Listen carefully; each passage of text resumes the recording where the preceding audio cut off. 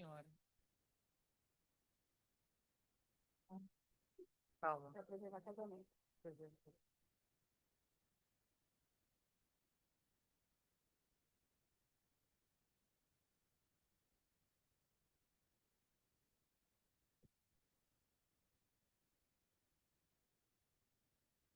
Boa noite a todos e a todas. Ó, tá mais forte que a solenidade, hein, Estela?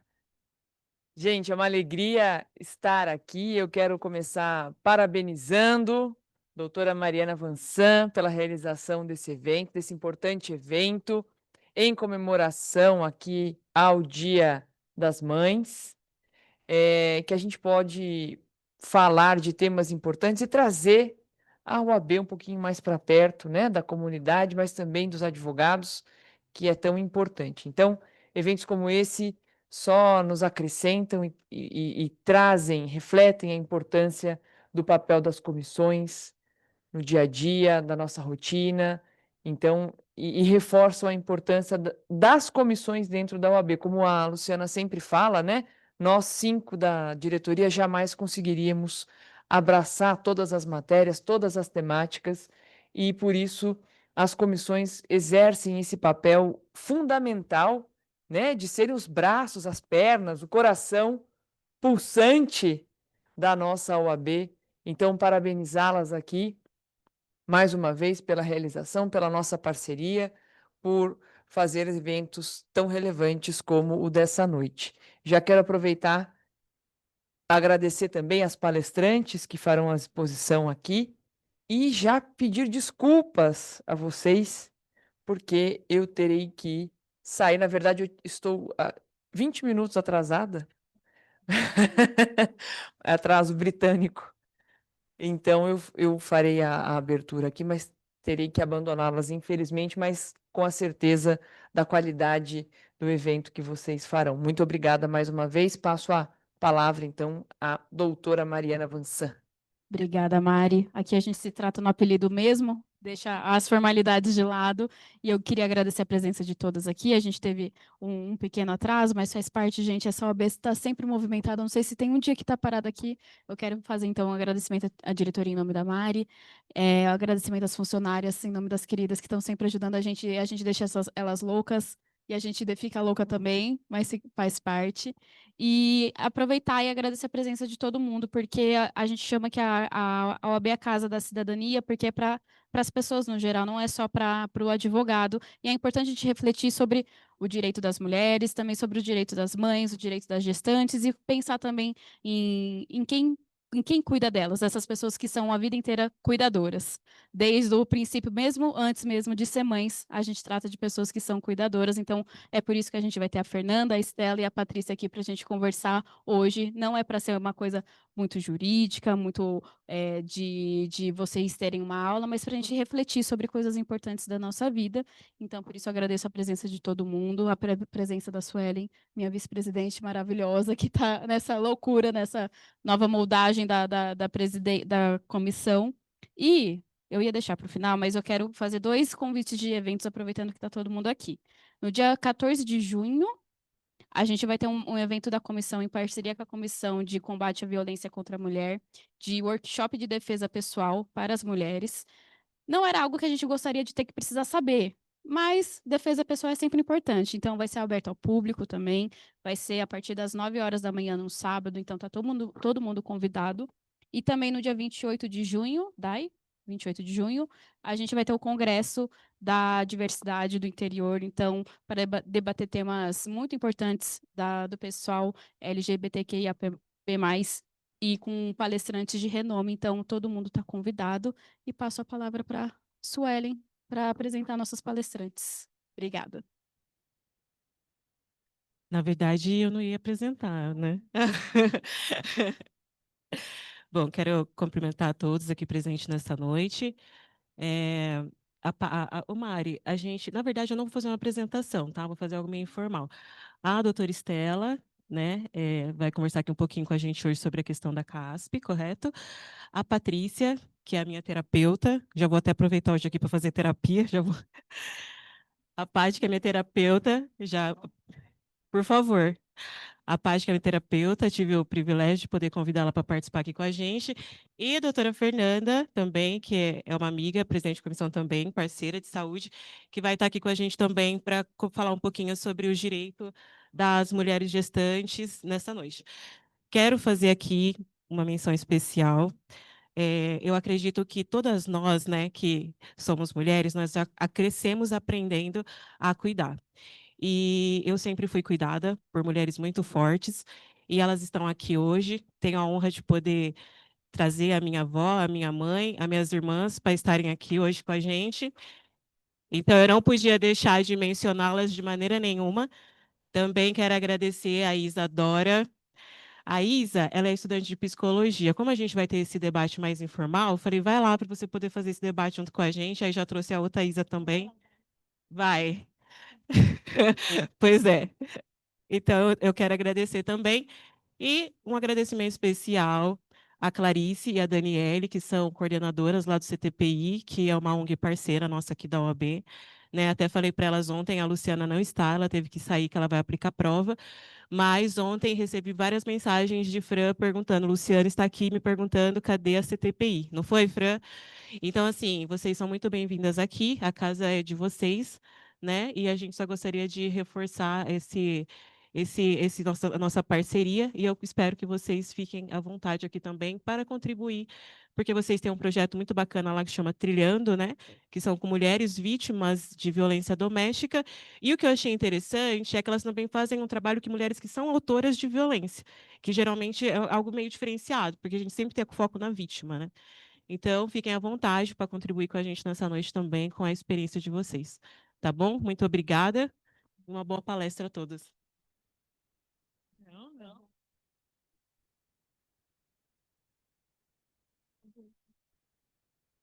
Vamos começar? Pode. Ah, tá computando.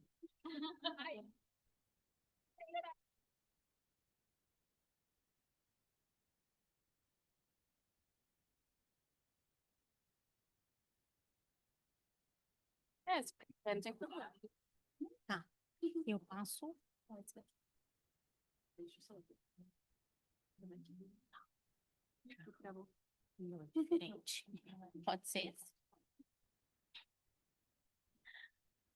Bom, boa noite a todos. Eu vou fazer uma breve apresentação minha aí para vocês, tá? É uma honra, desde já eu quero agradecer a Suelen pelo convite, minha paciente. Está,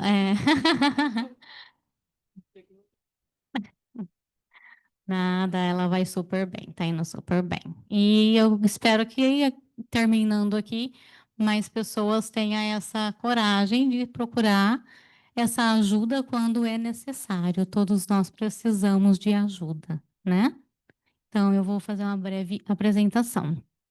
Eu tenho 42 anos, sou casada, tenho 2 filhos, sou mãe do Lucas e do Pedro, tenho um adolescente e uma criança, né, aí que acha que é adolescente. E sou formada em psicanálise, tá? Sou também didata agora, já consigo, já ministro aulas de psicanálise dentro do instituto. Tenho também o curso de análise em egograma, né? Que é uma análise transacional, que é toda uma análise que vai encontrar o perfil da pessoa, né? E a necessidade que ela está dentro da terapia, né? O ego e outras coisas aí. Bom, vamos começar a falar um pouquinho. Posso chegar até ali, isso? Daqui eu não estou vendo.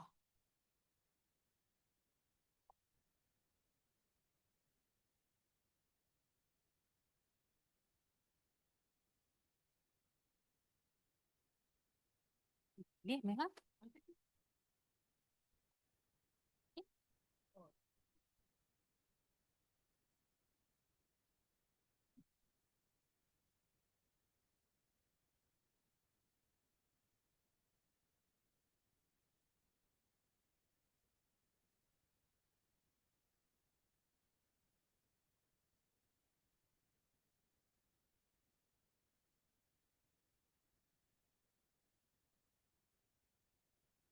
Pode continuar, gente? Bom, vamos lá. Aqui foi a apresentação. Eu gosto muito dessa frase. A psicanálise, ela me trouxe essa reflexão, né? Que é, que eu acho que é bem o que hoje todo mundo deveria tentar refletir, né? Com o tempo, você descobre que para ser feliz, você precisa aprender a gostar de você, a cuidar de você, né? Reconhecer que a gente não tem o controle de tudo e que nada e que você não dá conta de tudo mesmo, né? E no final tá tudo bem, né? Não tem essa necessidade de estar sempre nesse controle aí, né? De fazer tudo, de comandar tudo e nada pode sair errado, nada pode dar errado, o dia tem que estar sempre perfeito, né? Então, acho que talvez não seja bem isso aí, a busca dessa tal, dessa felicidade que todo mundo está buscando aí, né? Então, eu deixo aí para vocês refletirem. Bom, gente, hoje eu vou falar um pouquinho sobre quem cuida de quem cuida, né? A gente está vivendo num mundo hoje que as pessoas estão constantemente querendo, talvez resolver, ou talvez solucionar, ou até mesmo cuidar, né, da outra pessoa. A gente está deixando de nos priorizar para poder cuidar das outras pessoas, né? E eu acho que aí a gente acaba esquecendo um pouquinho da gente. E enquanto que, na verdade, nós temos que ser a nossa prioridade em primeiro lugar. Afinal de contas, né? Como que a gente vai cuidar do outro se a gente não cuida de nós mesmos, né? A gente precisa ter essa consciência toda aí, né? Vamos falar um pouquinho sobre o autocuidado. O que que seria o autocuidado? O autocuidado, ele é uma junção aí, né, de ações e talentos e N coisas aí para pro nosso autocuidado mesmo, né? E aí eu trago aqui um pouquinho sobre o que seria, como eu vou fazer isso comigo, né? Prática de exercícios físicos regulares. O exercício físico hoje, ele é importante por conta da dopamina, né? Ele libera muita dopamina aí, o que nos traz esse prazer aí, que todo mundo às vezes fica atrás desse prazer imediato, rápido, né?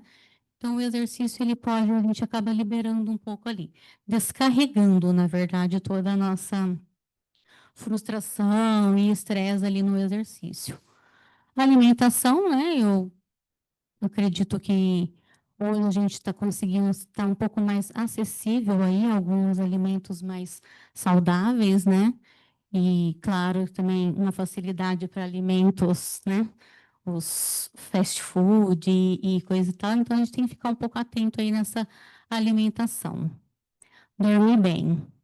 Quase ninguém, né?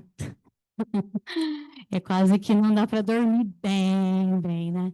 Eu acho que é muito importante. É durante o sono aí que a gente recupera alguns neurônios destruídos durante algum trauma, durante algum estresse.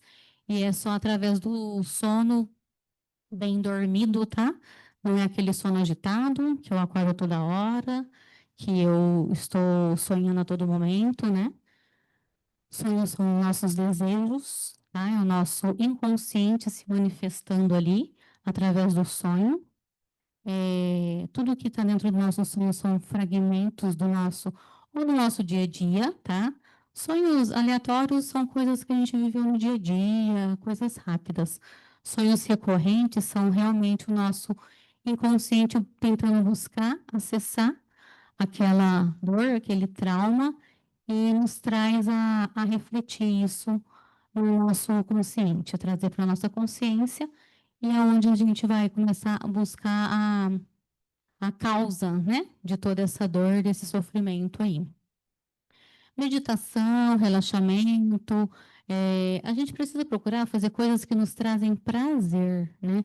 Fazer aquilo que eu gosto, fazer aquilo que me faz feliz, aquilo que eu quero fazer, não o que o outro gosta, não porque o outro vai ver, não porque vou deixar o outro feliz, né? Então, a gente tem que fazer aquilo que a gente quer mesmo, né? E o olhar no espelho diariamente. Esse exercício do espelho eu uso muito dentro da clínica com meus pacientes. A gente, ao levantar, a gente precisa sim nos olhar no espelho e nos dar qualidades, 3 qualidades no mínimo. Vai ser difícil. É muito difícil a gente nos dar qualidade, porque muitas das vezes a gente vem de uma infância ou de um padrão de vida que a gente não é suficiente para nada. A gente não é suficiente como mãe, a gente não é suficiente como filho, a gente não é suficiente como vó, como irmã, né? Então, esse exercício do espelho, vocês vão ver que se vocês fizerem todo dia, é muito difícil dar qualidades para a gente. Quantos não chegam hoje na clínica? Não, mas eu não tenho qualidade. Eu não sei fazer nada. E tudo que eu faço dá errado, tudo que eu faço não agrado ninguém. Então, é um exercício que todos deveriam fazer sim, porque qualidade todo mundo tem. É que nem inteligência. Todos nós nascemos inteligentes. Ninguém aqui nasce burro, nada disso. Todos nós nascemos inteligentes, só basta a gente praticar, né? Desenvolver tudo isso. Então, é nos olhar sim, nos dar qualidades e colocar isso na prática. Veja o que você é bom, aquilo que você faz de melhor, e vai olhando e se valorizando através desse espelho aí. Ah, mas o meu cabelo hoje tá feio. Ah, mas os meus braços estão bonitos, minha unha está bem feita, estou de batom, estou de maquiagem, vou colocar um salto. Então, às vezes, olhar o que a gente consegue nos dar aí, né?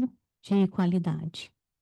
E quando a gente não consegue fazer isso sozinho, a gente precisa procurar ajuda, né? E não é sinal de fraqueza, tá, gente? Fazer terapia não é sinal de fraqueza, não é sinal de derrota. E fazer terapia não é porque eu estou louca ou louco. Quem faz terapia é só louco. Ela tá achando que eu tô louca? Não. Quem faz terapia é porque a pessoa tem muita coragem. Coragem em acessar essas dores internas. Coragem em trazer isso que representa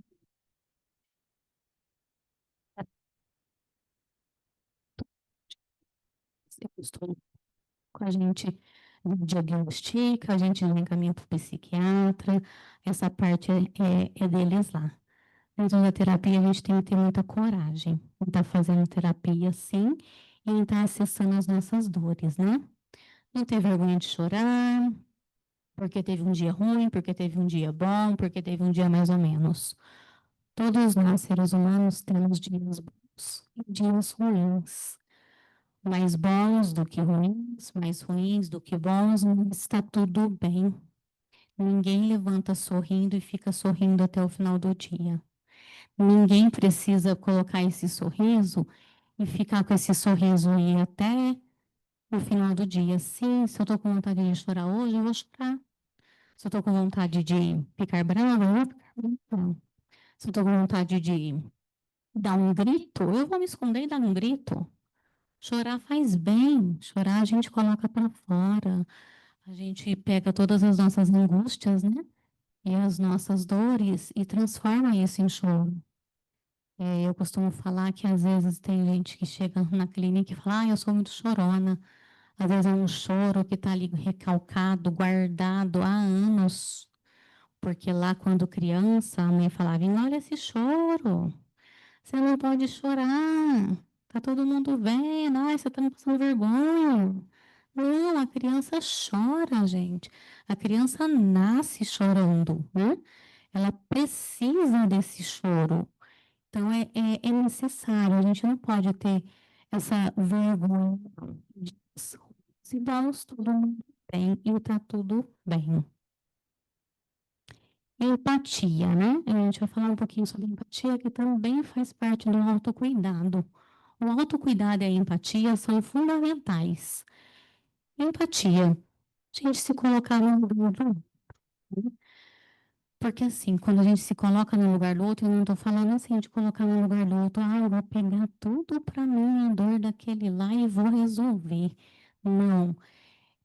No caso da empatia aqui, é se colocar no lugar do outro, pensando que talvez ele tem outras necessidades naquele dia. Pensar que talvez aquele dia para ele não tá legal, igual um dia não foi para vocês, né? Então, assim, entender os sentimentos e as necessidades que o outro está trazendo. E quando a gente pratica tudo isso, a gente constrói relações mais fortes, saudáveis, a gente entende melhor a necessidade e a dor do outro, a reação do outro, né? Por que que ele reagiu com tal agressividade, por que que ele reagiu com tal xingamento. A gente vê isso muito em trânsito, né? Ou as pessoas estão muito agressivas aí, né? Então, a gente tentar entender tudo isso. A gente nos torna mais paciente, compreensivo, a gente ajuda os outros de uma forma mais eficaz e saudável. Procurar ouvir o outro com outros olhos, com outros pensamentos, sem julgamento, tá? A gente, psicanalistas e psicólogos, né? Nossa função não é ajudar, tá? Não tem certo e errado. O certo e errado é de cada pessoa. O que é certo para outra pessoa, para mim talvez não seja. O que é errado para mim, talvez para outra seja certo. E a gente só consegue dar para o outro aquilo que nos ensinou. Quem teve amor vai dar amor na vida da outra. Quem não teve não sabe nem o que é amor. Como que vai dar amor, né? Então, se colocar mesmo no lugar do outro. É tentar conhecer um pouquinho da história, da infância, o porquê que ele está naquela tristeza, porquê que ele está naquela reação, porquê que ele está naquela resistência de não querer conversar, de não querer falar, de se isolar, né? É tentar entender um pouquinho essa história aí, e aí a gente vai estar praticando aí a empatia também. Quem cuida de quem? Quem cuida de quem? Pensar um pouquinho aí, né? Será que a gente está cuidando do outro sem se cuidar da gente? Será que estamos sendo empáticos com os outros? Com nós mesmos, não? A empatia também serve para a gente. A gente nos colocar naquele lugar, naquela situação, naquele momento, naquela angústia, o porquê que a gente está daquela forma, tentar entender um pouquinho essas emoções aí também, né? Eu acho que fazer a empatia com nós mesmos em primeiro lugar, né? Ó, quem cuida da nossa saúde mental, quem cuida da nossa felicidade, quem vai cuidar das nossas necessidades, quem vai fazer por nós, quem vai nos valorizar, quem vai nos aceitar, para quem a gente vai provar e provar o quê e o que queremos com tudo isso. Quando a gente pratica essa empatia com nós mesmos, são essas perguntas aí, ó. Se a gente não fizer por nós, quem que vai fazer? Se a gente não nos valorizar, quem que vai nos valorizar? E se a gente não nos aceitar, como que a gente vai ser aceito? Bem, se nós mesmos não nos aceitamos? E o que queremos de verdade? Para o coração, do que realmente gosta, do que realmente quer, do que realmente gosta de comer, de fazer, de se divertir, aonde é que está o seu prazer real, né? Aqui é um pouquinho de tudo que eu falei, né, sobre o autocuidado e a empatia, que são fundamentais para a gente ter aí uma saúde, uma vida mais leve, mais harmônica aí, né? Equilíbrio, a gente costuma falar que talvez o equilíbrio é muito forte, que a gente usa muito o exemplo do seu exame de coração, né? Ele é altos e baixos. Para chegar no equilíbrio, e se esse risquinho estiver reto, nós não estamos vivendo. Então, talvez isso que a gente busca. A gente busca uma harmonia mesmo, né? De dias bons e dias ruins. E tentar chegar nessa harmonia toda aí, né? criar um mundo, né? Uma vida mais leve e saudável aí para todos nós.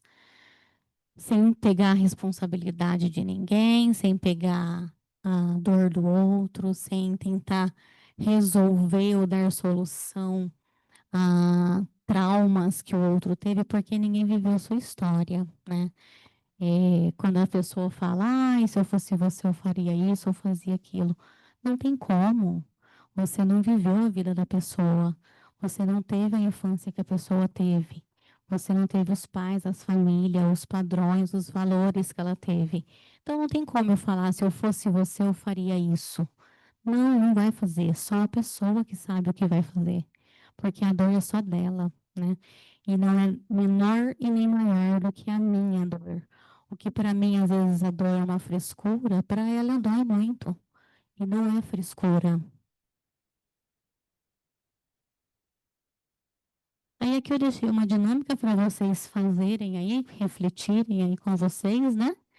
Que é exatamente sobre isso que eu falei. Fazer uma pausa no seu dia, ou ao deitar, ou ao acordar, a hora que vocês tiverem aí um tempo com vocês mesmo, é fazerem essas perguntas aí, né? Quem cuida de mim? E fazer essa prática aí toda do autocuidado e da empatia com a sua vida, né, diária. Ser gentil com você, se olhar, se valorizar, se aceitar, fazer por você e para você em primeiro lugar. Quando a gente tem esse olhar para nós, a gente consegue daí olhar para o outro e ajudar o outro. Nossa, eu estou sendo egoísta, né? Estou vendo só o meu lado, né? Não, se eu não estou bem comigo, eu não vou conseguir dar a mão para o outro, eu não vou conseguir escutar o outro. Eu vou achar que a minha dor é muito grande, é muito maior. E vou pegar para mim a responsabilidade dele, porque eu estou enfraquecida, porque na verdade eu estou precisando me olhar melhor aí, né?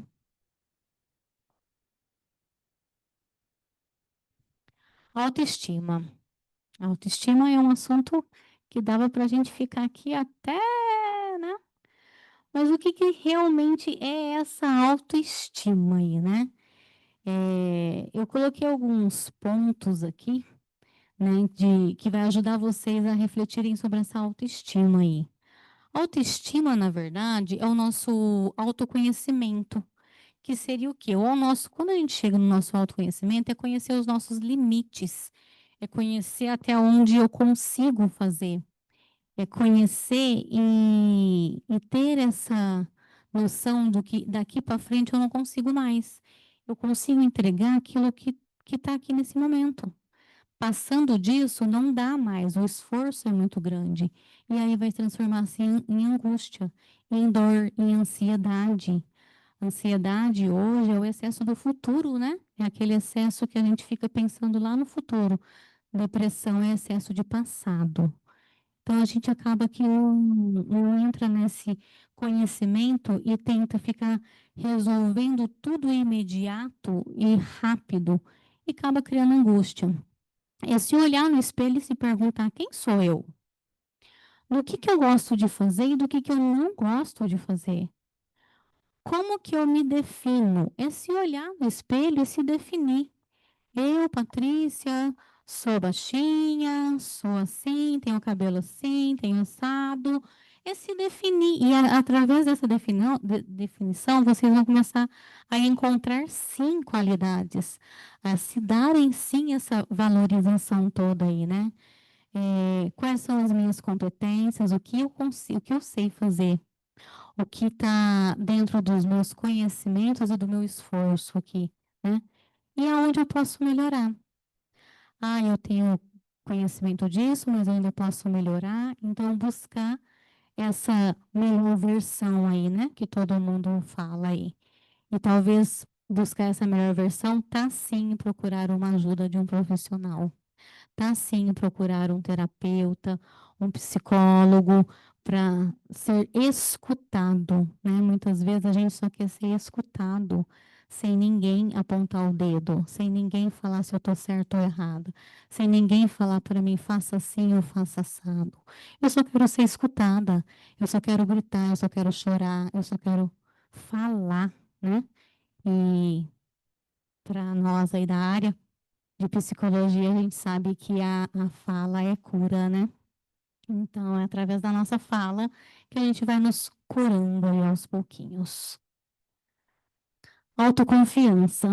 Autoconfiança também hoje em dia é muito importante, porque principalmente nós mulheres aí, né, que tá entrando aí na frente de N cargos e N profissões aí, a gente tem que ter confiança, assim, naquilo que a gente faz. E nada mais é do que as nossas crenças, a nossa convicção, né, de que uma pessoa tem por si própria.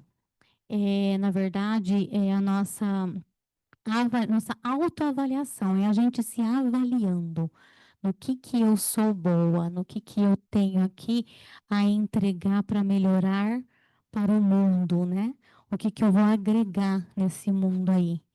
E aí, com a nossa autoconfiança, eu trago para vocês propósito de vida, afirmações positivas, gratidão. Hoje tem uma pesquisa que a pessoa que pratica gratidão, ela prospera mais na vida. Eu acho que a gente tem que ser grato até as coisas ruins que nos acontecem. Às vezes estraga um carro, né? A gente fala, ai, poxa vida, eu vou ficar sem carro. Mas assim, vamos agradecer, né, que a gente tem um carro para estragar. Vamos agradecer que a gente tem uma casa para dar manutenção.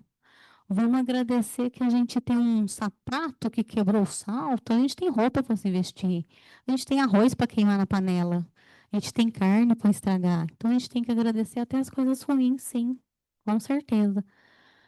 Aceitar elogios. Tem muita gente, tem muitas pessoas que têm dificuldade nesse aceitar elogios, né? Ah, imagina, eu não sou tudo isso que vocês estão falando, né? É assim, aceite, receba os elogios. Porque se está vindo elogio é porque você está demonstrando que você é. Então aceita sim, faz parte, é bom e massageia o nosso ego aí, né? Ser elogiado.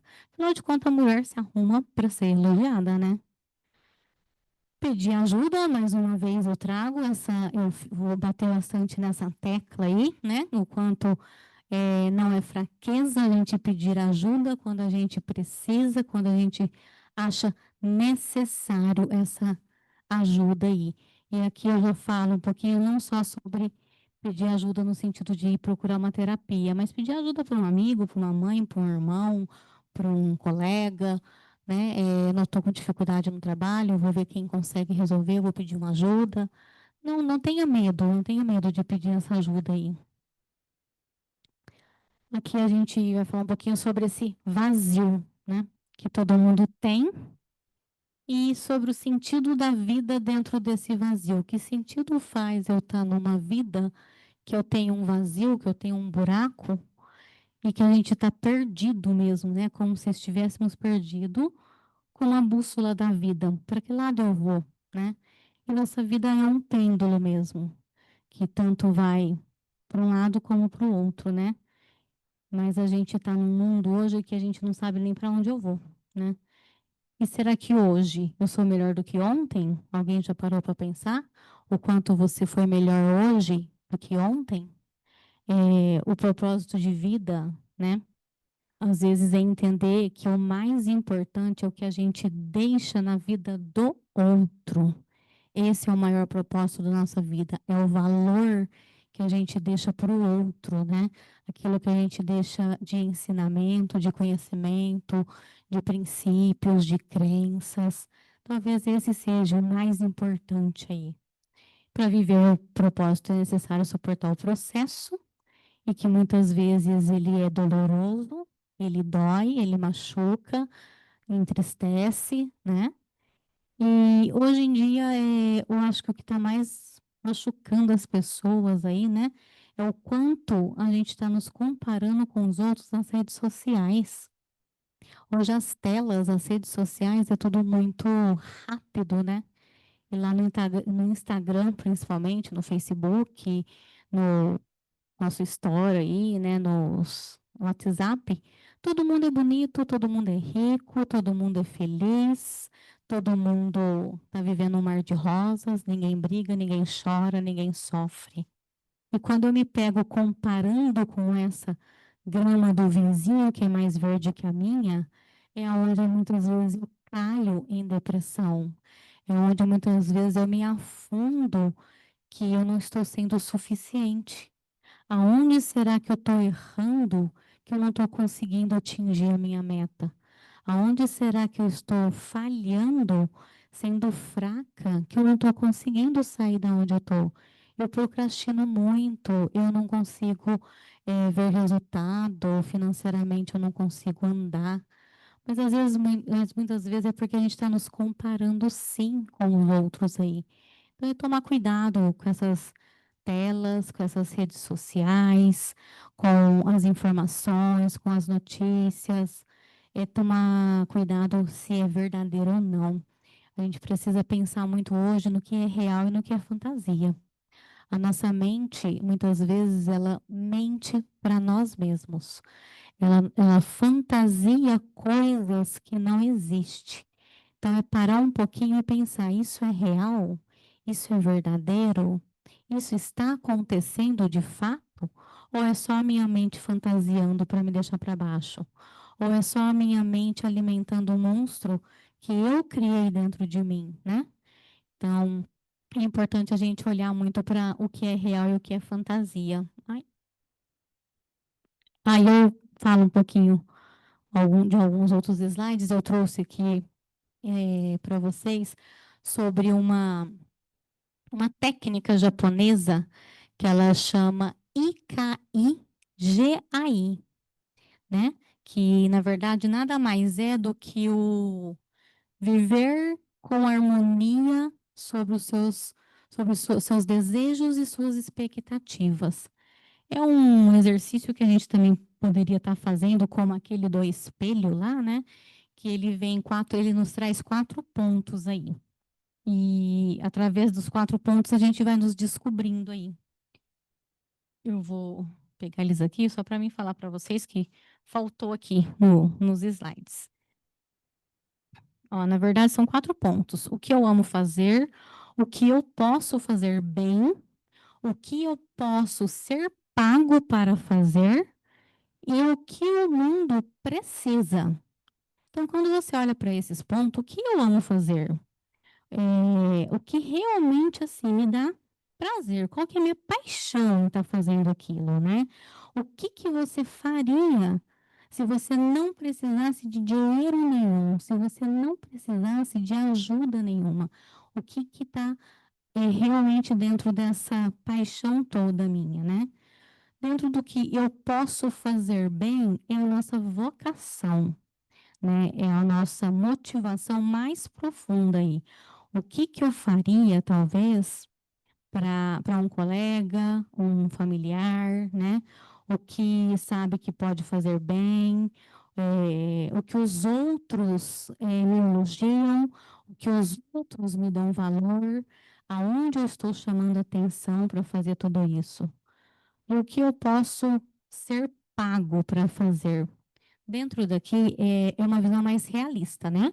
Que é onde você vai se encontrar dentro de um trabalho seu aí. Que profissão eu poderia exercer que esteja alinhada com as minhas reflexões, com os meus valores, com os meus propósitos, né? O que que você faz que os outros vão estar dispostos a estar pagando vocês por aquilo? E o que o mundo precisa. Esse daqui é um pouco abstrato aí, né? Mas nem por isso também é menos importante, tá? É aqui, na verdade, é a gente pensar qual é a minha missão aqui na Terra, qual é a minha missão de estar onde eu estou, por que eu estou onde eu estou, né? O que que você pode conquistar que vai ajudar o outro, que vai tornar o mundo melhor, que vai agregar valor social, né? Então, é um pouco da nossa missão aqui, né? Que todo mundo às vezes guarda para dentro de si mesmo aí. Eu acho que é meio que por aí. Eu trouxe um pouquinho de cada coisa para vocês. Eu acho que é importante, gente, a gente pensar nesse tripé. corpo, alma e mente, eles precisam estar em harmonia. Se o nosso corpo está bem, a nossa mente precisa estar acompanhando. E o nosso espiritual também, né? Então, a nossa alma, né? Eles precisam estar se conversando e se olharem mais, se darem qualidade sim, se valorizarem, né? Eu acho que é o nosso tripé da vida aí para nos trazer mais leveza, tá? E ter um propósito de vida. Propósito de vida é o que vai nos mover para sair dessa procrastinação que a gente está aí. É ter um propósito. E propósito de vida é diferente de objetivo de vida, tá? Objetivo de vida, eu quero um carro, eu conquisto. Eu quero uma casa, eu conquisto. Eu quero uma faculdade, eu conquisto. E o meu propósito com tudo isso, qual vai ser? No que eu vou realmente ajudar para fazer um mundo melhor aí? Então, é pensar um pouquinho em vocês e não terem medo de pedir ajuda. Terapia é para quem tem coragem. Quem tem coragem busca terapia.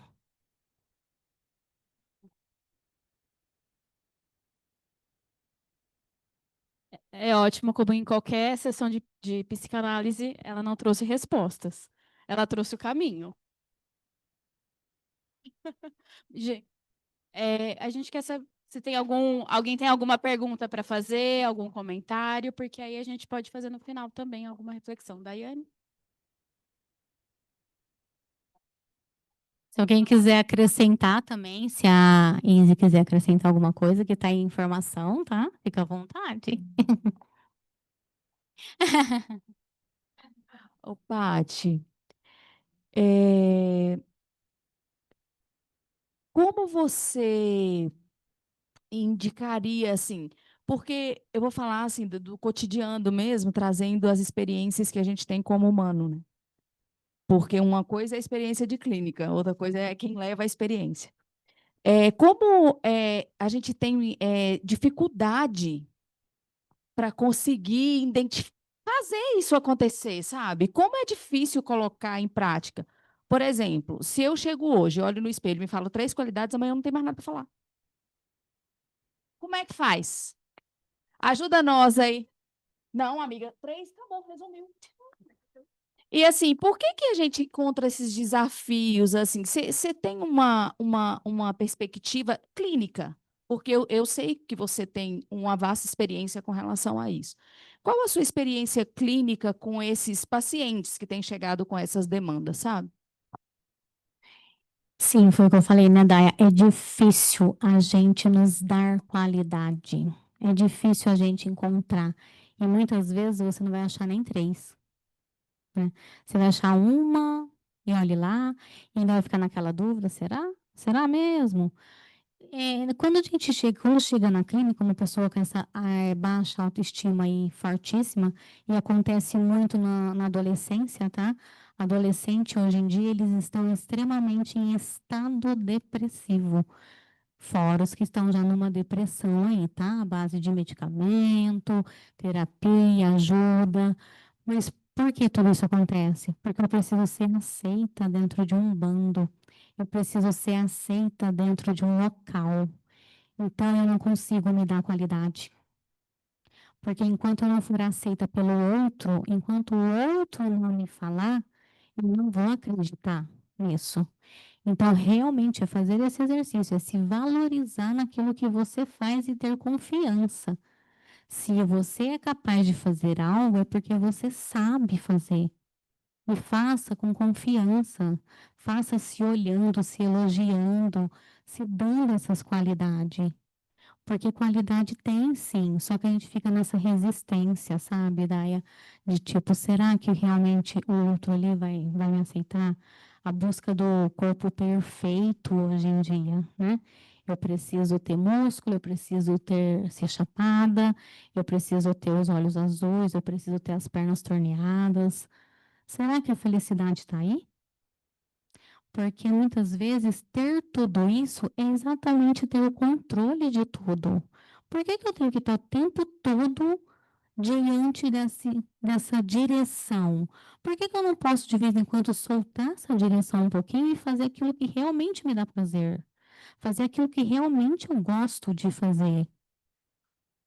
Então, eu acho que o caminho é por aí. É o exercício de se valorizar, sim, e principalmente aceitar o elogio que as pessoas nos dão. E se sentir merecedora, tá, Daia? Hoje, muitos pacientes que chegam, eles não se sentem merecedor daquilo que têm, né? Porque muitas vezes não foi ensinado, porque muitas vezes não foi falado. Então, se sintam, sim, merecedora de tudo que vocês têm em vida hoje.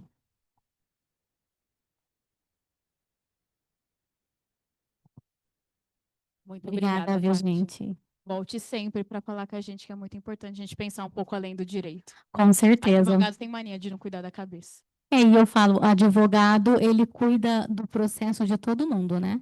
Esse problema a gente deixa para depois. Exato. Vocês são sempre a segunda opção. Não é normal, não? É opção? Quando? Obrigada, Paty. Obrigada, eu. Gente, agora a gente vai falar com a Fernanda, que tem 300 sobrenomes, mas eu chamo de... Mas eu posso chamar de Fer. Ainda está faltando 2 para ser atualizado, e ela vai falar com a gente sobre os direitos das gestantes. É.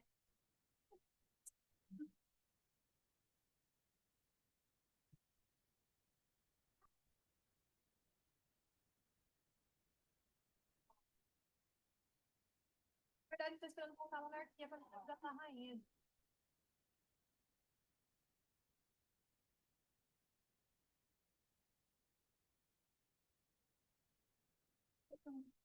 Segurando, alô? Valeu. Vai parar, né? Vai.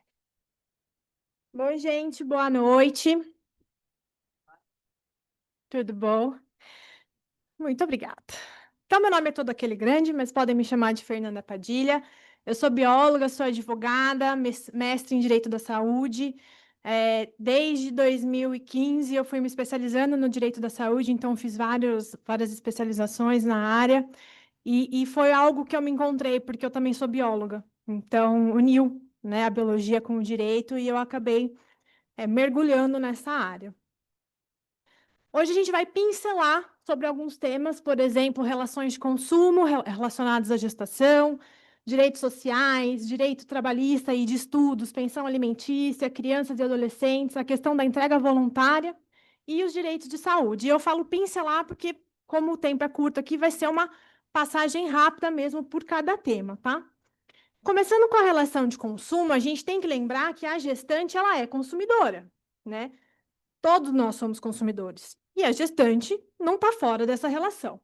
Então, a gestante consumidora, ela tem direitos em relação aos profissionais da saúde que vão atender ela, ao fotógrafo que vai fazer, por exemplo, o ensaio fotográfico, a parteira que vai estar acompanhando no parto. Então, ela tem direito em relação a todos esses profissionais que vão assistir ela durante todo o processo gestacional. E tendo esse direito, né, o direito do consumidor como princípio, a gente tem algumas questões que são consideradas como práticas e cláusulas abusivas que a gente tem que afastar daquela gestante. Então, por exemplo, uma venda casada. A venda casada é você fornecer um produto mediante a obrigação dele adquirir outro produto. Então, por exemplo, você vai contratar um ginecologista para fazer o seu parto e ele fala assim: olha, eu posso até fazer seu parto, mas eu preciso que você contrate o meu anestesista, o meu parteiro, o meu fotógrafo. Peraí, doutor, não é bem assim que funciona. Eu não sou obrigada a contratar o seu anestesista, o seu parteiro, né? Isso é venda casada e não pode, tá? Ela tem que ter direito de escolha, livre escolha dos profissionais. Exigir do consumidor vantagem manifestamente excessiva. Por exemplo, calção. Então, uma gestante começa a entrar em trabalho de parto, vai para um pronto-socorro e fala assim: é urgência, eu preciso entrar. E aí o pronto-socorro fala assim: olha, você só vai dar entrada no pronto-socorro se você me der um cheque calção. Isso não pode. Isso é abusivo. Primeiro você acolhe a gestante, trata a urgência, estabilizou? Depois vai falar de questão de pagamento, de plano de saúde. Você não pode negar atendimento a uma gestante que está em trabalho de parto, por exemplo, por questões financeiras. Isso é uma prática abusiva. Questões de executar serviços sem prévia elaboração de orçamento. Então, No mesmo caso, por exemplo, a gestante vai num GO e fala assim, olha, eu quero parto normal. Ah, beleza, quanto fica, doutor? Depois a gente vê. Não, peraí, como é que é assim? Depois a gente vê. Isso não existe. O senhor tem que me passar pelo menos uma estimativa de quanto eu vou te pagar. Eu não posso ser surpreendida depois com um valor que eu não dei a minha autorização, que eu não fui cientificada antes, né? Então, executar serviço também sem a prévia elaboração de um orçamento também é uma prática abusiva e tem que ser afastada. Cláusula de decaimento ou perdimento. Por exemplo, isso aqui aconteceu comigo. Eu contratei toda uma equipe para fazer um parto normal e meu filho virou, sentou e eu comecei a ter pré-eclâmpsia. Então, parto normal, tchau. E eu já tinha pago toda a equipe. Eu tinha pago a parteira, a doula, a enfermeira obstetra, a equipe, o circo todo estava armado para fazer o parto normal. E aí, quando eu liguei para a doula e falei assim, olha, meu filho sentou, eu estou com pré-eclâmpsia, eu acho que vai ser mesmo trabalho de parto de cesárea. Não vai ter mais parto normal. Ela falou assim, ah, que bom, boa sorte. Eu falei assim, não, como assim boa sorte? Você não executou o seu serviço. Faltam ainda alguns meses, você precisa me devolver meu dinheiro. Ah, não, tá no meu contrato que eu não vou te devolver o seu dinheiro. Afinal, eu já reservei o horário para você. Como assim? Já reservou o horário para mim? Tudo bem, então você fica com uma porcentagem e me restitui o resto. Acabou que a gente discutiu, né? E depois de um tempo ela falou, tá bom, eu vou reter 20% pela reserva de agenda e te devolvo o restante. Então, assim, ela falar pagou, perdeu, isso não existe, né? Perdeu o Playboy não existe, tá? Para o direito do consumidor. Rescisão unilateral também não pode, né? Você não pode, por exemplo, o profissional da saúde ele não pode colocar somente a possibilidade dele rescindir o contrato. A rescisão do contrato tem que ser viabilizada para ambas as partes. Então, tanto a gestante quanto o profissional, eles podem ter o direito de rescindir o contrato. Mas você, profissional da saúde, por exemplo, que só põe essa cláusula que ele pode rescindir e a gestante não pode, isso não tem cabimento, né? A gestante não contrata uma prisão perpétua de relação com o profissional. Ela tem que ter o direito de rescindir o contrato caso ela queira. Cobrar o consumidor expondo ao ridículo. Isso aqui acontece muito, aí não seria expor em público, mas, por exemplo, os profissionais da saúde que têm grupos e começam a falar, ó, fulana de tal é paciente problema, não atende.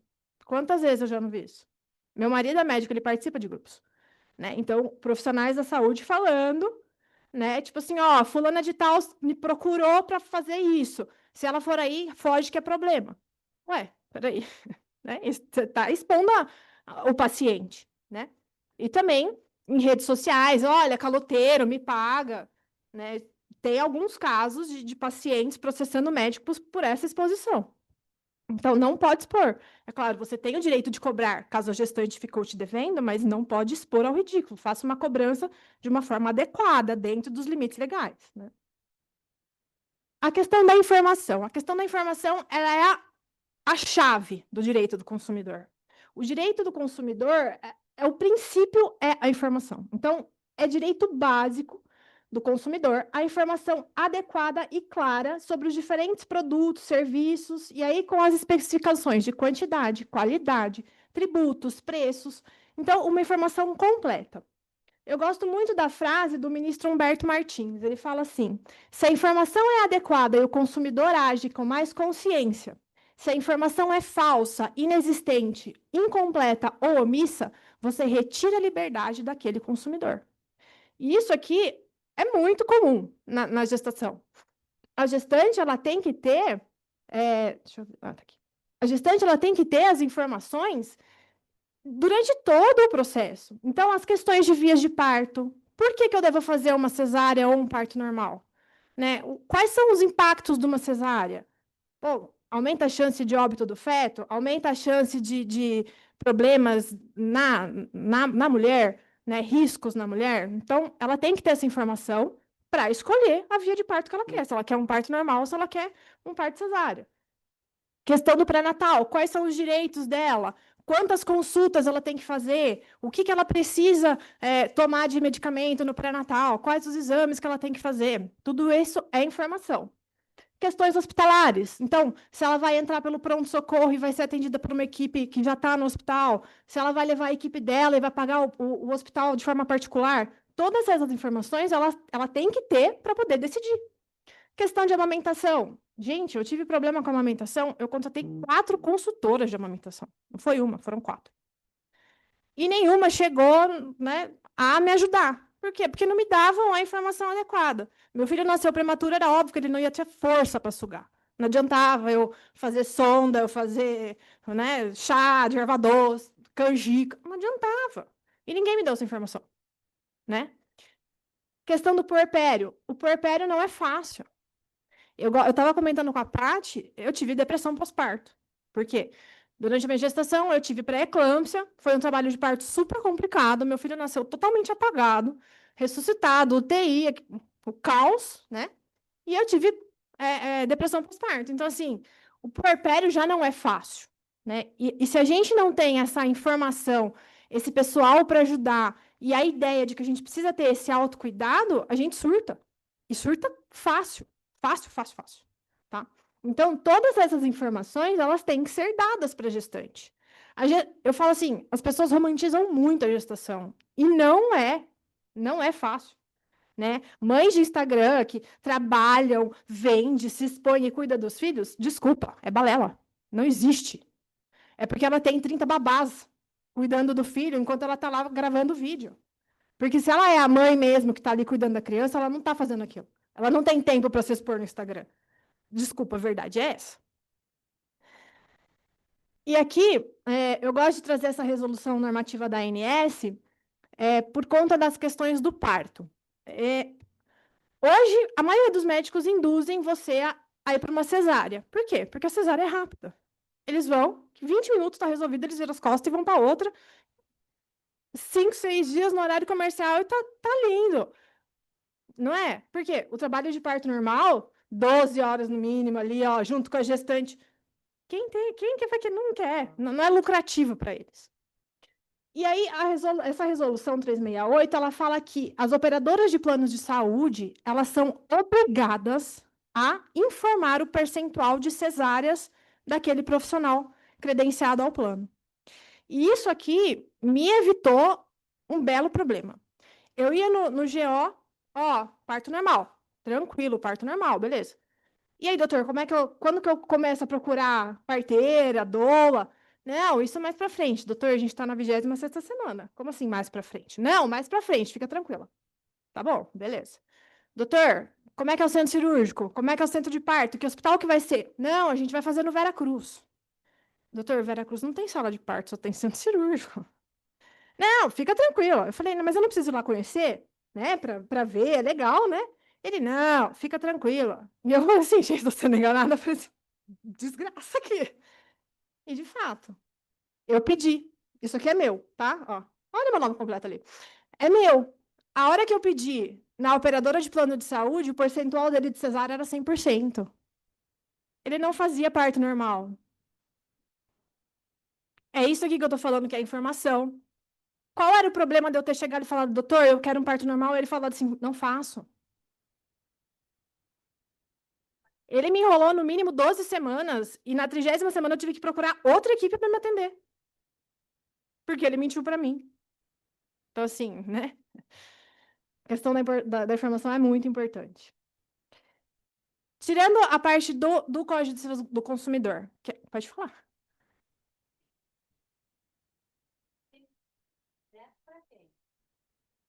Na operadora de plano de saúde. Na operadora. Isso.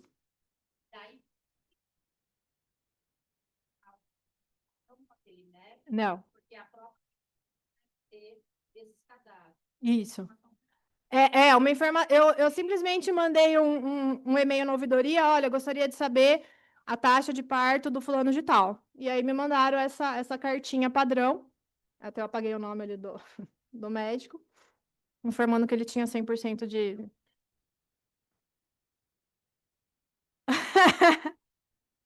E eles são obrigados a responder, eles não podem se negar, tá? 368 de 2015, da ANS. Com relação aos direitos sociais, então, o que a gente tem? Quando a gente fala de direito social, a gente vai falando do atendimento prioritário, das cadeiras exclusivas para gestante em ônibus, do fato da gestante entrar pela porta da frente do ônibus para não ter que passar na roleta, na catraca, mesmo porque, né, fica meio fisicamente inviável. Questões de vaga preferencial. Então, todas essas questões de prioridade para gestante são direitos sociais. O cartão gestante também é um direito social que está previsto aí na Resolução 368 de 2015 da ANS, que ela fala que é um instrumento do registro da consulta do pré-natal. Então, é direito da gestante ter este cartão. E aí vão estar todas as informações dela, todos os exames feitos, todas as consultas feitas, qual o prognóstico do parto, qual a data provável do parto, todas as informações da gestação vão estar neste cartão. Um outro direito social que é bem interessante é o Bolsa Família, que o valor modifica durante o período da gravidez, tá? Durante a gestação. E também durante a amamentação. Ela recebe um valor extra de Bolsa Família. Com relação aos direitos trabalhistas. Então, primeiro, quando uma gestante, se essa gestante, se essa mulher tem ciência que ela está gestante e ela vai procurar um emprego, a primeira coisa que ela tem que saber é que o empregador não pode forçá-la a fazer um exame de gravidez. Isso não pode ser requisito, tá? Ah, olha, você é mulher, mas para te contratar eu preciso que você faça um exame de gravidez. Isso não pode, é vedado, tá? Porque entra como discriminação. Outra questão. A gestação, quando descoberta e informada para o empregador, ela não pode ser causa de demissão. Então, a gestação não é uma justa causa para demissão, tá? Não pode. Mesmo porque ela tem estabilidade. A partir do momento que ela descobre a gestação, até 5 meses depois do parto, tá? Então, descobriu a gestação. Ah, mas eu já estava fazendo aviso prévio, eu já tinha sido demitida. Não tem problema. Se você descobrir a gestação enquanto você estava trabalhando, você tem direito a ser reintegrada no seu emprego e você vai ter estabilidade de até 5 meses após o parto. E a depender, se você tiver um atestado médico falando que este prazo precisa ser maior para a segurança sua ou do seu filho, esse prazo também pode ser prorrogado um pouco, tá? Mas, em regra, pela legislação, desde a descoberta da gravidez até 5 meses após o parto. Esse direito de estabilidade ele se aplica também às adotantes. Então, pessoas que adotaram, a partir da adoção, também têm a estabilidade. E também para pais. No caso a gestante faleça durante a gestação, ou então durante o parto, no caso, durante o parto. E aí o pai precisa ficar com o bebê e cuidar do bebê, ele adquire essa estabilidade, tá? Então, o pai também tem direito. A questão da licença maternidade. A licença maternidade, ela tem que ser notificada. Então, a mulher gestante, até 28 dias antes do parto, ela pode notificar o empregador com um atestado médico dizendo que ela precisa sair em licença maternidade. E aí, ela vai ter essa licença maternidade pelo prazo de 120 dias, em regra, tá? Então, 28 dias antes do parto, até 120 dias depois do parto, a licença maternidade está garantida. Aqui é a mesma coisa. Se ela tiver um atestado médico que demonstre que ela precisa de mais dias afastada, esse período de 120 dias pode também ser aumentado. E também tem um programa empresa parceira, que é uma lei específica, que ele prorroga automaticamente por mais 60 dias. Então, 180 dias ao total. Servidor público também tem 180 dias e também se aplica-se ao adotante, tá? A licença maternidade. A questão do salário. Pô, beleza, estou em licença maternidade. Como que fica meu salário? Você tem direito ao salário integral. Se for um valor fixo que você recebia, você vai continuar recebendo durante a sua licença maternidade. Ah, não, mas eu era vendedora, eu tinha variação no meu salário. Beleza, a gente vai fazer a média dos últimos 6 meses, fixar o valor e você vai receber esse valor médio durante a sua licença maternidade. Caso durante a gestação haja um aborto espontâneo, você tem licença de 15 dias, tá? E aí não seria uma licença maternidade, mas é mais uma licença luto pela questão do aborto. Outros direitos trabalhistas, questões de amamentação. Então, durante o serviço, o horário de serviço, você tem direito de fazer 2 pausas de meia hora para amamentar seu filho. Isso é direito garantido no artigo 396 da CLT. É claro que você tem que entrar num acordo com o empregador em relação aos horários, mas você tem que fazer pelo menos 2 pausas para amamentar seu filho. A questão de afastamento de atividades insalubres. Se você é uma gestante que trabalha, por exemplo, numa empresa química, quando você está gestando, você não pode ser exposta a alguns produtos químicos. Então, você pede o remanejamento de função. Você vai fazer outra função dentro da empresa, vai trabalhar num local que não tem insalubridade. Fez o parto, beleza, voltou a trabalhar, você volta para sua função anterior sem prejuízo nenhum. Mas durante a gestação você tem esse direito de ser afastada das atividades insalubres e de ser transferida de função para que a sua gestação seja mais tranquila, digamos assim.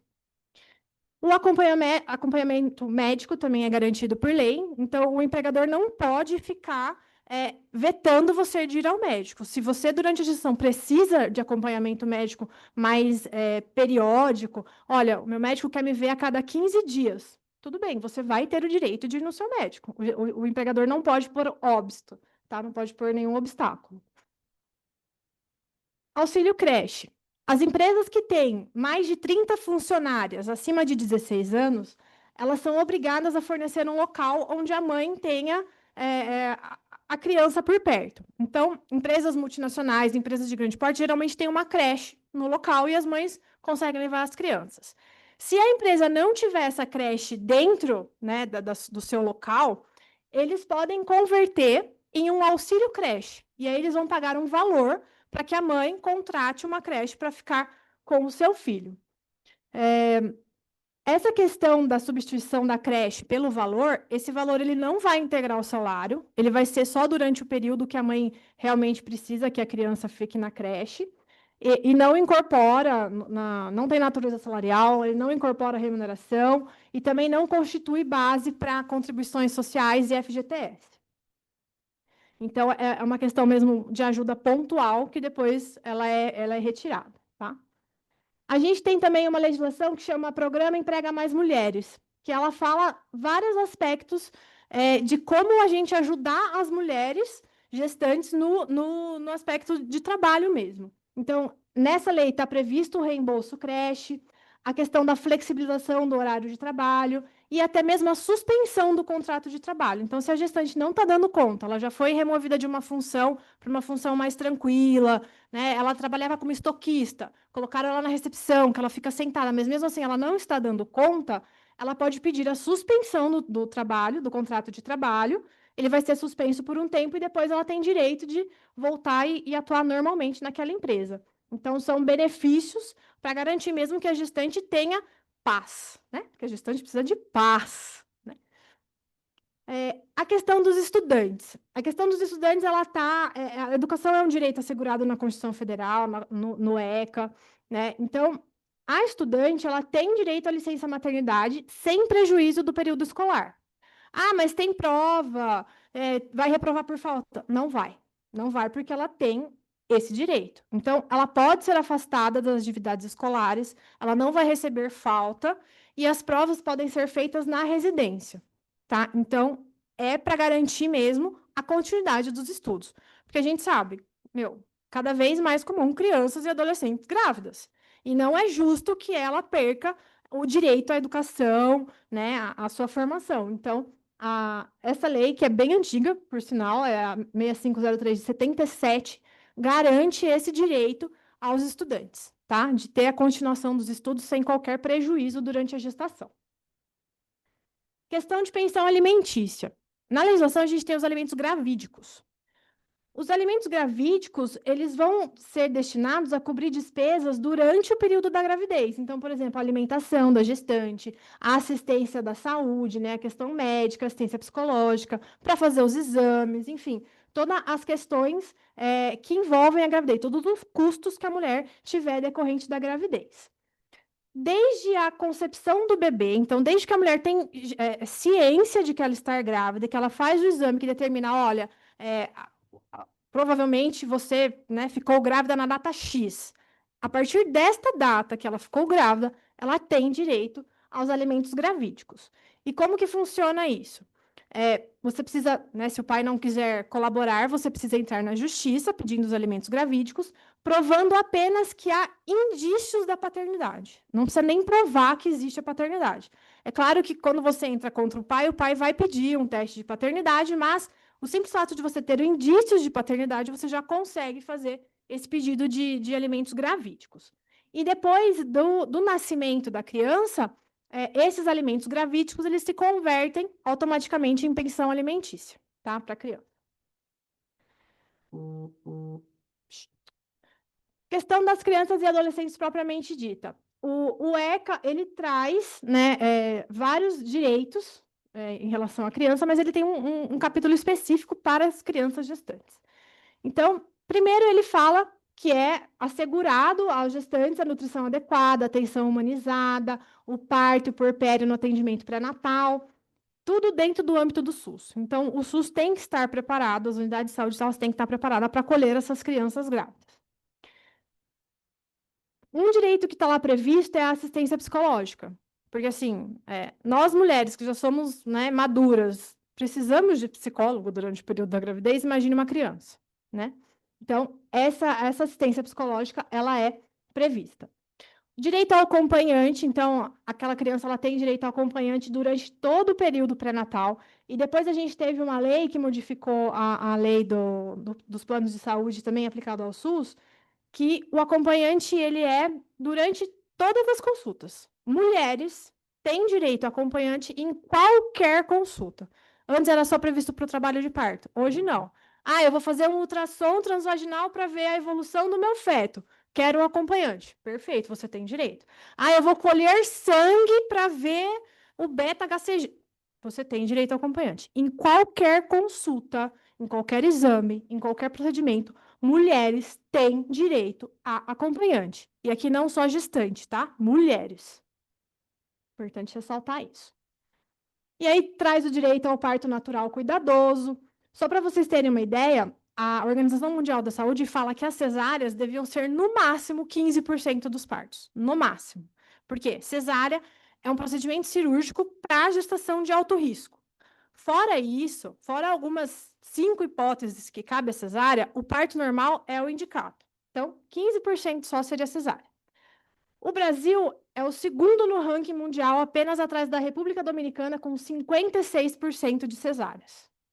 Então, 100% dos partos, 56% é indicado a cesárea, o que está errado, porque a média normal seria 15%.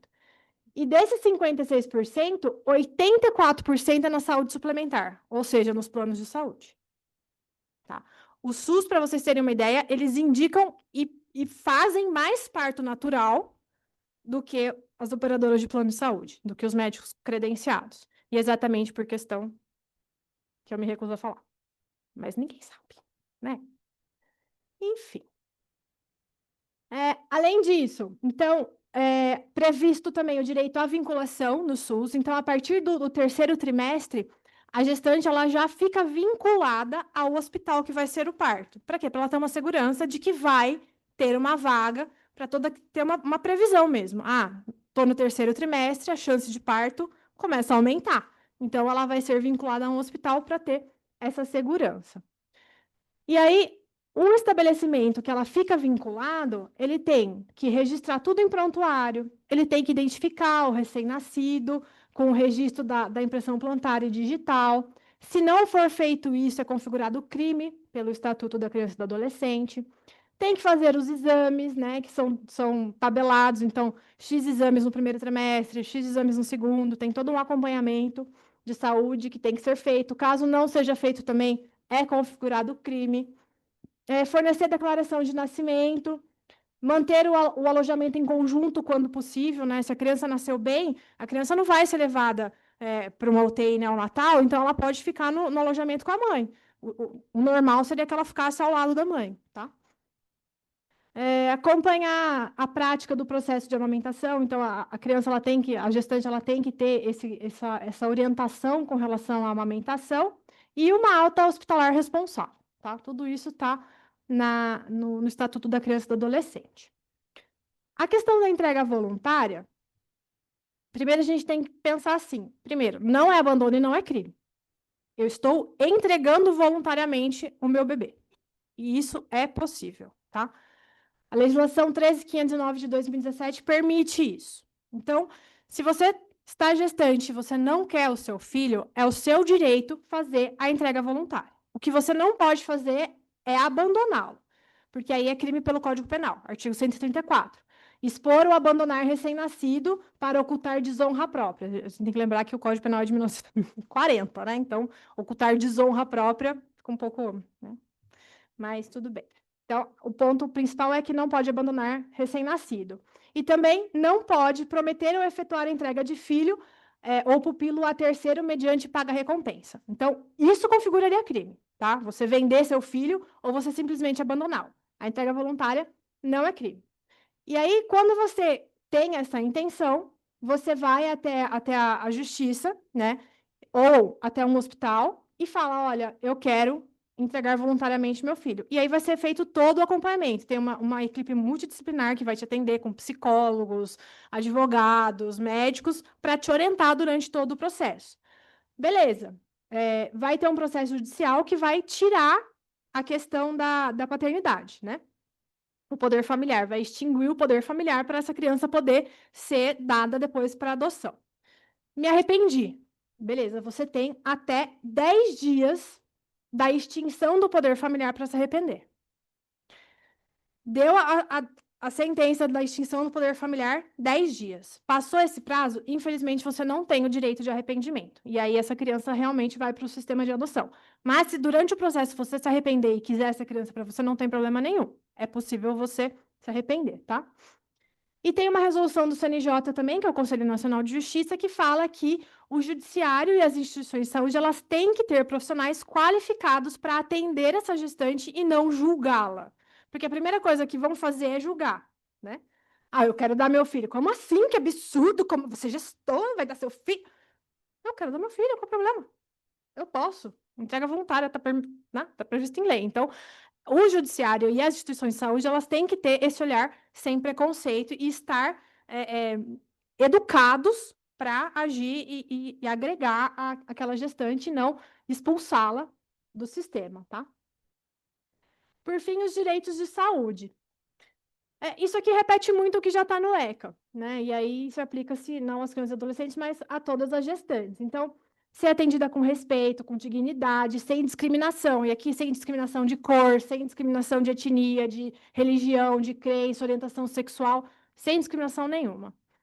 Aguardar o atendimento sentada em lugar arejado, com água à sua disposição para beber e banheiros limpos. É claro, isso no âmbito do SUS fica um pouco difícil, convenhamos, fica um pouco difícil você ter tudo isso. Mas, minimamente, uma gestante ela tem que ter ali um lugar para sentar e uma atenção especial. A questão dos acompanhantes, que eu falei, então, a Lei 14.737 de 2023 garante acompanhamento em qualquer consulta e qualquer procedimento, tanto para gestantes quanto para qualquer mulher. Durante o período de parto também, né, e no pós-parto, então, aqueles hospitais que falam, ah, não, o seu marido não pode entrar, ou o seu acompanhante que você nomeou não pode entrar. Somente em casos de urgência e emergência que a vida da mulher está em risco. Se for um trabalho de parto normal, se for uma cesárea normal, é direito da mulher ter o acompanhante dela durante o parto, tá? Cartão da gestante, a mesma coisa, com todas as informações durante a gestação. As consultas pré-natal, que são no mínimo 6, e depois o puerpério, no mínimo 1. Isso é previsão legal, tá? Então, até a 28ª semana, tem que ser consultas mensais, da 28ª até a 36ª quinzenal, da 36ª até a 41ª semanal. Então, tem que ter pelo menos uma consulta odontológica também. Por quê? Porque a gestante, ela muda totalmente a flora bacteriana dela. E para dar cárie, gente, é isso aqui, ó, tá? É ridículo. Enfim, eu não vou comentar aqui quantas cáries eu tive. Brincadeira. Mas é ridículo mesmo, muda mesmo, tá? Então, assim, o acompanhamento odontológico é algo que as mulheres não pensam, porque afinal, eu tô gestando, por que eu preciso no dentista? Não tem uma coisa nada a ver com a outra, mas realmente precisa, tá? E uma consulta também de retorno após 42 dias do parto. E aí, exames, né? Exames de sangue, tipagem sanguínea, fator RH, para ver se vai precisar fazer transfusão na hora do parto. HIV, sífilis, hepatite, a questão de hemograma, todos os exames são garantidos. As vacinas, difteria, tétano e coqueluche, hepatite B e gripe, também são necessárias e dadas nos postos, é só a gestante ir no posto que ela recebe essas vacinas. O direito à vinculação também está previsto na legislação, então, a partir do terceiro trimestre, ela tem direito à vinculação ao hospital e escolher sem discriminação a via de parto, desde, claro, não impacte a saúde, né? Não adianta você ficar forçando um parto normal quando tem alguma questão que não tem como ser resolvida, tá? Mas, se tiver tudo dentro da normalidade, a gestante tem o direito de escolher a via de parto dela. E também a questão da anestesia, né? Tem profissional que fala, não, eu não dou anestesia, a gestante sofra. Não, é direito da gestante ter anestesia. Então, quando ela quiser anestesia, o profissional tem que anestesiá-la, tá? Partograma é o documento oficial onde são feitos os registros do trabalho de parto, é direito da gestante, é diferente de plano de parto. O plano de parto é um documento que você elabora com as intenções que você quer. Ah, eu quero meia luz, eu quero uma música calma, eu quero que não me toquem, eu quero que não me anestesiem, ou eu quero que me anestesiem, eu quero comer um chocolate, não quero comer chocolate. São as questões que você traça do que você gostaria que acontecesse durante o parto, tá? O partograma é um documento mesmo formal, médico, onde eles vão marcando a evolução do trabalho de parto. Também tem direito em alojamento conjunto com o filho, questões da amamentação, e também as portadoras de HIV, elas têm direito, pelo SUS, de receber a fórmula. Por quê? Porque elas não podem amamentar a criança. Então, elas têm direito de receber a fórmula para dar para os seus filhos pelo SUS, tá? É super importante isso aqui. E também direito à declaração de nascido vivo e certidão de nascimento. Então, são direitos básicos, né? Como eu falei, era uma pincelada super rápida, tá? Mas, assim, se tiverem dúvidas, estão aqui meus contatos, fiquem à vontade para me procurar. E agradeço muito aí pela atenção de vocês e desculpem qualquer coisa. Muito obrigada.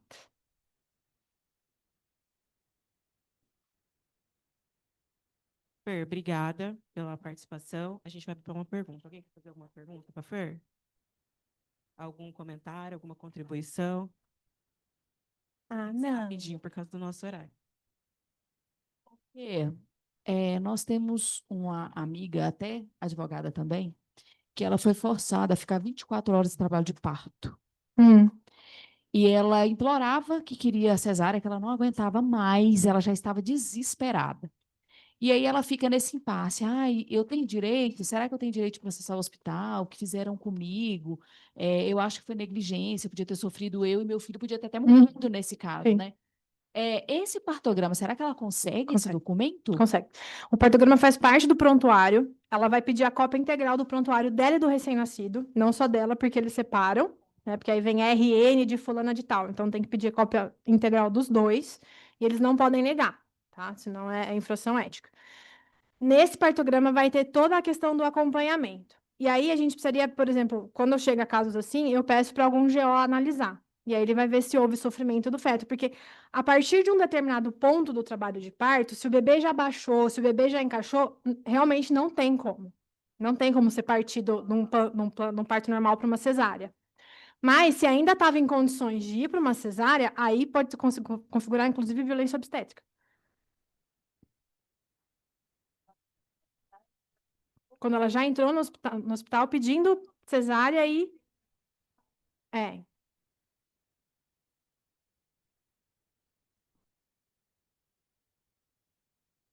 Num lugar... então ela tem... Se estava no plano de parto, se ela pedir... Aí, então, realmente, há indícios que houve aí uma negligência.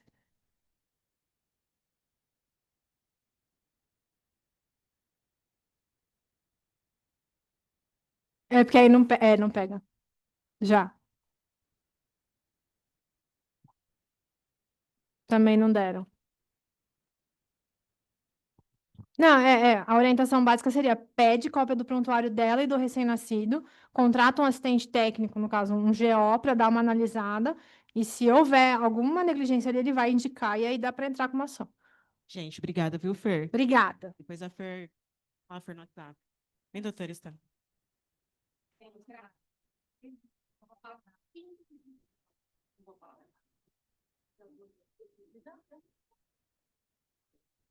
Boa noite, gente. Eu mudei os planos, tá, doutora Mariana? Pelo seguinte, porque as pessoas que são advogadas que estão aqui têm meu acesso pessoal. Então, todas vocês, não tem sentido eu falar para quem não é advogado dos benefícios da CASP. Concorda? Então, eu vou falar 5 minutos de uma questão muito diferente do que foi tratado aqui. Eu não sou mãe, tá? Eu sou mãe de pet. Hã? Porém, depende. Aluno adota. Eu não sou mãe, mas eu formei muita gente por aí, inclusive a doutora Fernanda Padilha, quando ela não tinha esse sobrenome todo, né? Mas eu sou filha. Tá melhor. Mas eu sou filha. E eu sou filha de uma senhora de 91 anos que virou a minha filha. Então, eu queria aproveitar as palavras da Patrícia aqui e dizer que todas as mães que estão aqui merecem o cuidado dos seus filhos. E eu queria falar isso não como advogada, mas como mulher. E que eu larguei tudo, Luana sabe disso, há 1 ano atrás, quando meu pai morreu, para ir cuidar da minha mãe. E eu não tenho o mínimo de arrependimento disso. Mas quando a doutora Patrícia fala que a gente tem que pensar na gente, às vezes é muito difícil. Às vezes a culpa bate. Então, tudo que foi falado aqui hoje bateu muito em mim, não como mãe, mas como filha que cuida da sua mãe. Às vezes é difícil falar um não para o irmão. Às vezes é difícil chegar em casa agora, eu sair de casa, ela tem todos os cuidados do mundo. Eu chegar em casa agora, eu saí de casa às 8 horas da manhã, e ela tá louca para conversar e eu querer ver televisão. E às vezes é difícil falar não, mas às vezes é necessário também. Então, eu quero desejar só um feliz Dia das Mães para todas as mães aqui presentes. Agradecer esse convite maravilhoso. Agradecer as palavras da doutora Patrícia. Agradecer as palavras da doutora Fernanda. Soube de muita coisa, Fernanda, que eu não tinha ideia.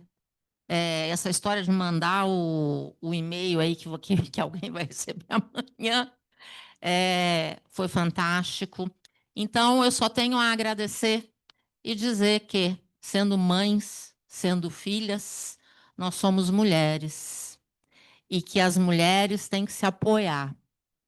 Apoiar as suas mães, apoiar os seus filhos, apoiar os seus colegas de trabalho, assim como se filhos fossem. Só isso que eu queria dizer. Boa noite, obrigada, viu? Não tem nem o que falar depois dessa fala da Estela, gente. Mas eu quero. Exato, boa noite, obrigada, é isso. Mas a Jéssica. Ah, tá. Meu Deus, gente. Não tem cadeira, não, né? Enfim, quero agradecer. A Paty teve que se retirar um pouco mais cedo, mas eu agradeço muito as nossas palestrantes, a Fer, principalmente. Eu já vi uma parte dessa palestra em outro evento que teve em conjunto, e é sempre maravilhoso, porque além de uma excelente advogada, dá para ver que ela é uma excelente mãe, e pegou a dor que você teve para passar informações para a pessoa. E eu acho que é o principal, quando a gente tem alguma dor, a gente passar informações disso, principalmente para futuras mães, é muito importante. Obrigada, viu, Fer? Exatamente. No final das contas, a gente consegue se ajudar. E, de última informação, tem um convite para a dona Jéssica fazer para vocês, e depois a gente já encerra essa noite. Oi, gente, boa noite. Para quem não me conhece, meu nome é Jéssica, eu estou como presidente da Comissão da Jovem Advocacia e nós estamos organizando o evento que é a feijoada. A feijoada vai acontecer no sábado agora, dia 31, no Vidotinho Barão Geraldo. É open bar e open food no valor de R$ 170 para quem conseguir adquirir o convite até hoje. A partir de amanhã, sobe. Tá bom? É isso. Todos estão convidados? Mandem mensagem. Pois não, senhora. Não, não há gratuidade para advogados. Todos, todas e todas têm que adquirir o convite. Não pode, porque almoço não tem lei. Almoço não tem lei. Almoço é inteira, tá bom? Então é isso, pessoal. Muito obrigada. Devolver. Enfim, quem quiser pode buscar o Instagram da jovemadvocacia.cps. E quem não segue o Instagram da comissão é. Ixi. Não. Mulheres Pronto Advogadas, Campinas? OAB Campinas. Enfim, vai achar a gente, OAB CPS. Que a gente já tem o card do nosso evento do dia 14 de junho. A gente espera todo mundo lá novamente. Obrigada, gente. Boa noite.